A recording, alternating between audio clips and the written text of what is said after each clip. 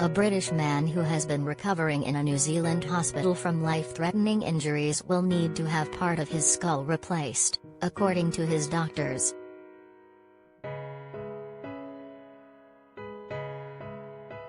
Josh Storer, 26, from Derby, suffered a traumatic brain injury after an alleged assault in an Auckland bar on July 9.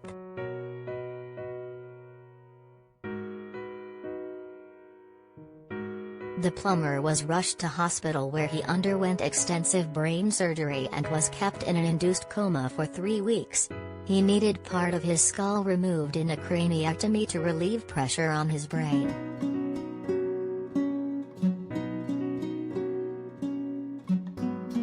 However, he has shocked doctors by making a miracle recovery and has been released from a rehabilitation center into the care of his family, just the day before he celebrated his 26th birthday.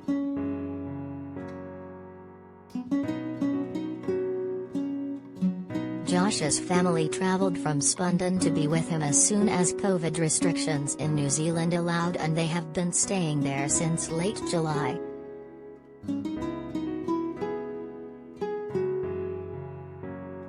His sister Son, who was allowed to see him for the first time on September 22, said his future prognosis is still uncertain.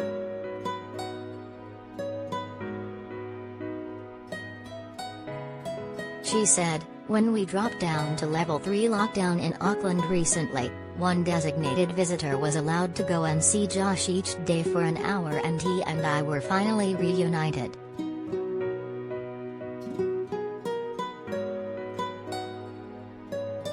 Josh was so happy when I visited, and his mood has lifted since the visits started. I was over the moon to see him and was quite emotional."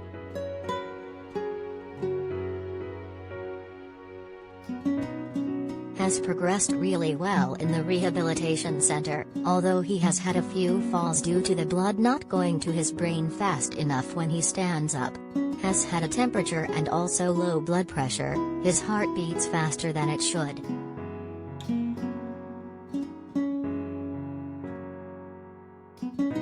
We've been told that when we get to level 2 in the pandemic, Josh will be able to have his operation. But he has been told that his skull, that was removed originally to relieve pressure on his brain after the incident, is no longer suitable and that a replacement skull will be made for him.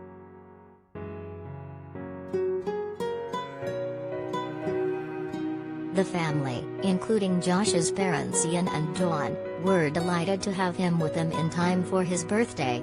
Son added, "Being with us will go a long way to aid in his recovery and mental well-being. He will be an outpatient and still receive aftercare."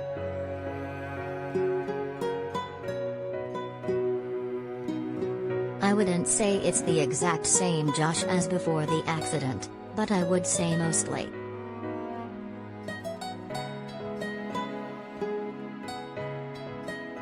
Has forgetful, has going to have some trouble with problem solving and things like that, and emotions can be up and down hour to hour."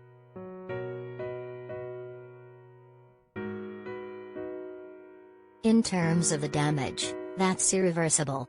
There's quite a lot of scarring on the frontal lobe.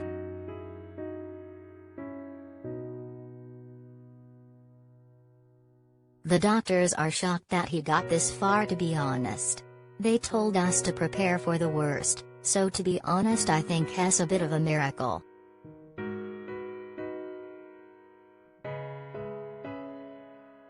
The procedure Josh underwent to remove a bone flap is called a craniectomy, and if not replaced with the original bone, either a metal plate or a synthetic material will be inserted.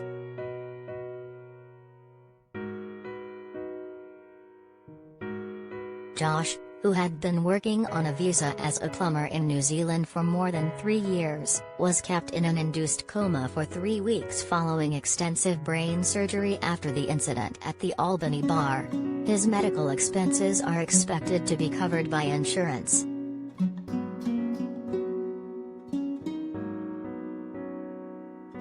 The New Zealand authorities granted a border exemption, which allowed his parents Ian and Dawn Storer and Son to enter the country to see him, although they had to quarantine for 2 weeks beforehand.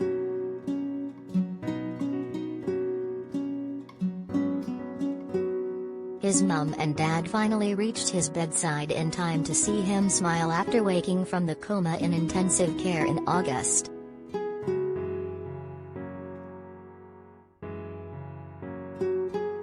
It had been 3 years since they last saw their son in person because the coronavirus pandemic prevented them from meeting up as planned earlier last year.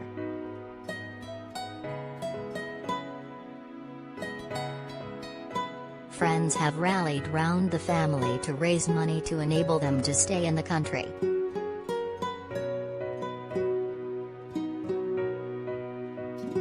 A total of £14,645 has been raised out of a £15,000 goal on a GoFundMe page help the Storer family get to Josh set up by a friend of the family, and more money has been raised by friends in New Zealand towards the cost of flying and staying in the country.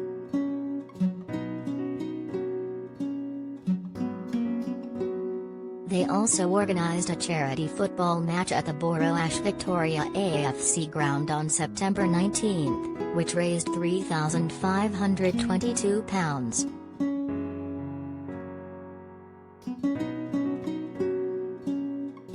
Son said, "They had a football match and also did a raffle with some amazing prizes. Josh's grandparents, uncles, aunts and friends attended, and we've heard it was a fantastic day organised by Zoe Hollick, Jade Martin, Coral Fern, and Kane Jordan."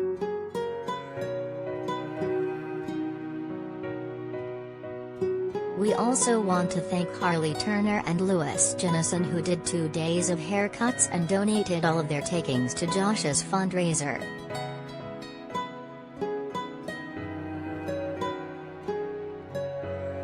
It's amazing how many people came together to help a family in crisis, and we're just so grateful to them all.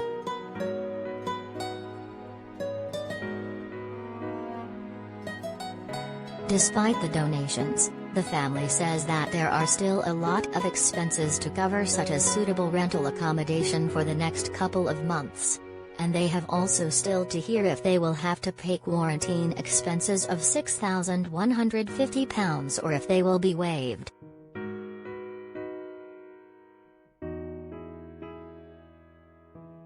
Son added, "As a family, we don't know what Josh's future looks like, which is scary. We do know that Josh is a fighter and will do everything he can to be back to how he was. However, he does have irreversible damage to his brain that could limit him for the rest of his life."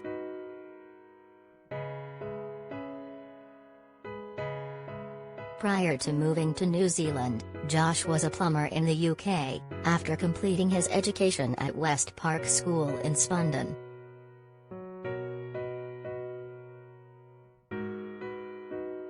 A 56-year-old man has been charged with wounding with intent to cause grievous bodily harm.